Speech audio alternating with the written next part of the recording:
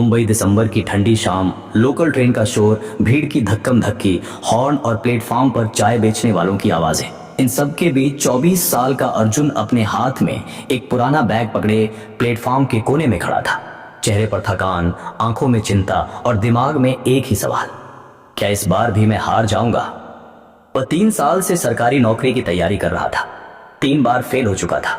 अब चौथा और आखिरी प्रयास बचा था।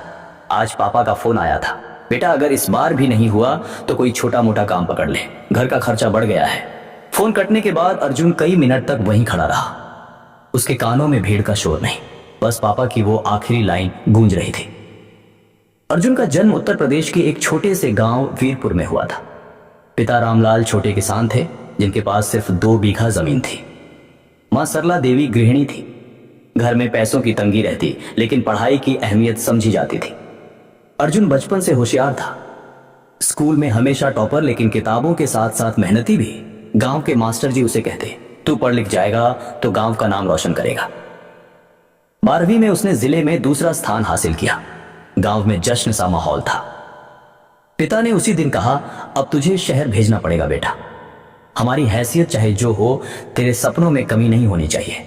2019 की गर्मियों में एक पुराने बैग और 5,000 रुपए लेकर अर्जुन मुंबई आया। पहली बार इतने बड़े शहर में कदम रखा तो आंखें चमक उठी, लेकिन जल्दी ही समझ आया कि यहाँ सब कुछ महंगा है। किराया, खाना, यहाँ तक कि हवा भी।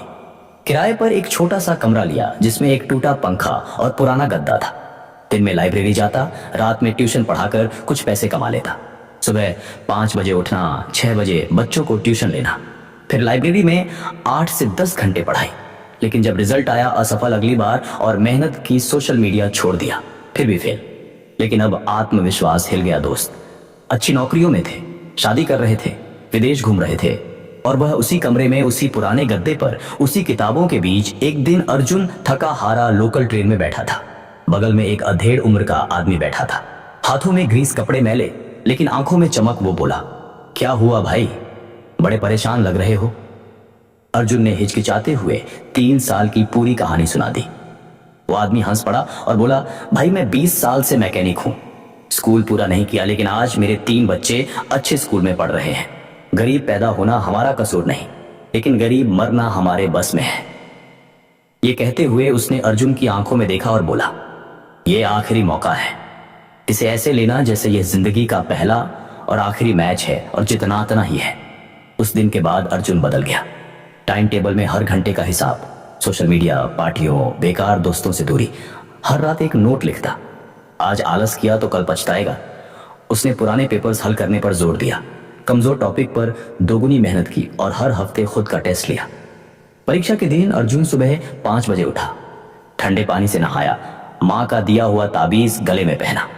परीक्षा हॉल में घड़ी की टिक टिक, कलम की खटपट और पन्नों की सरसराहट के बीच उसने महसूस किया, ये सिर्फ एक पेपर नहीं, उसकी पूरी जिंदगी का फैसला है। पेपर खत्म होते ही एक शांति महसूस हुई, क्योंकि उसने अपना 100% दे दिया था। रिजल्ट के दिन सुबह सुबह अर्जुन का दिल धड़क रहा था। लैपटॉप खोला, रोल नंबर डाला, स्क्रीन पर लिखा था, बधाई, यू आर सिलेक्टेड। उसने पापा को फोन किया, पापा हो गया। कुछ सेकंड खामोशी, फिर पापा की आवाज आई, मुझे पता था बेटा तू कर दिखाएगा। ज्वाइनिंग के बाद अर्जुन गांव गया। सबसे पहले मास्टर जी के पास गया, उनके पैर छुए और कहा, यह जीत मेरी नहीं है, आपकी है। गांव में लोग अब उसे मिसाल की तरह देखते हैं। उसने महसूस किया, गरीबी कोई पाप नहीं, लेकिन हार मानना सबसे बड़ा पाप है। और जिंदगी में एक आखिरी मौका हमेशा होता है, बस उसे पकड़ने का हौसला। ऐसी ही असली और प्रेरणादायक कहानियों के लिए इस चैनल को सब्सक्राइब करो, क्योंकि अगली कहानी शायद आपकी हो।